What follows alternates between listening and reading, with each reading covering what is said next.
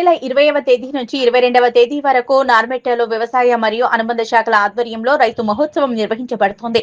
ప్రత్యేక ఆకర్షణగా వ్యవసాయ, ఉద్యానవన మరియు పశుసంవర్ధక రంగాలకు సంబంధించిన ప్రత్యేక స్టాల్స్, బ్యాంకులు, ఎఫ్పిఓలు, స్టార్టప్లు మరియు ప్రైవేట్ కంపెనీల ప్రదర్శనలు మరియు అధికారులు, శాస్త్రవేత్తలతో రైతులకు ప్రత్యేక ముఖాముఖి కార్యక్రమాలు ఉంటాయి.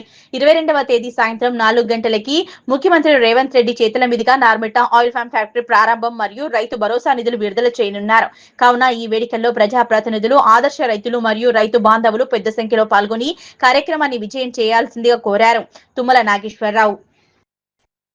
రైతాంగ సోదరీమణులందరికీ తెలంగాణ ప్రభుత్వం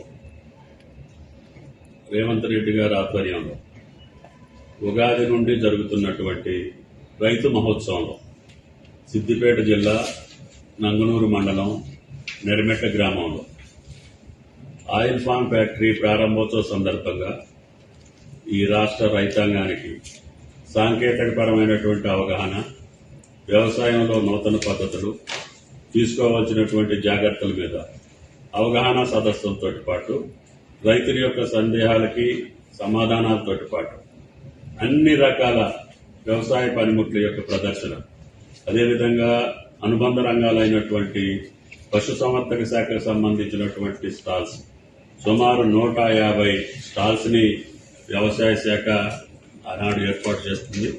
కాబట్టి 20, 21, 22 తారీఖుల్లో రాష్ట్ర రైతాంగం మొత్తం సిద్దిపేట జిల్లా నరిమెట్టకి విచ్చేసి ఈ రైతు ప్రదర్శనని, ఈ రైతు మహోత్సవాన్ని విజయవంతం చేయాలని చెప్పి రాష్ట్ర రైతాంగాన్ని కోరుతున్నాం.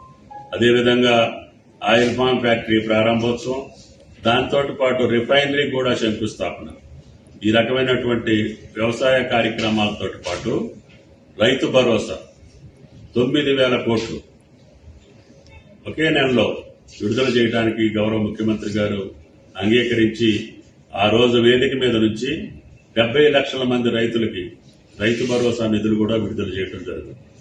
ఈ యొక్క రైతు పండక్కి, రైతు మహోత్సవానికి రైతుల యొక్క భరోసా ఇస్తున్నటువంటి ముఖ్యమంత్రి గారిని అభినందించడానికి రైతాంగం అందరూ కూడా ఆ మహాసభకు రమ్మాల్సిందిగా వ్యవసాయ శాఖ పరంగా స్వాగతం పలుకుతూ ధన్యవాదాలు.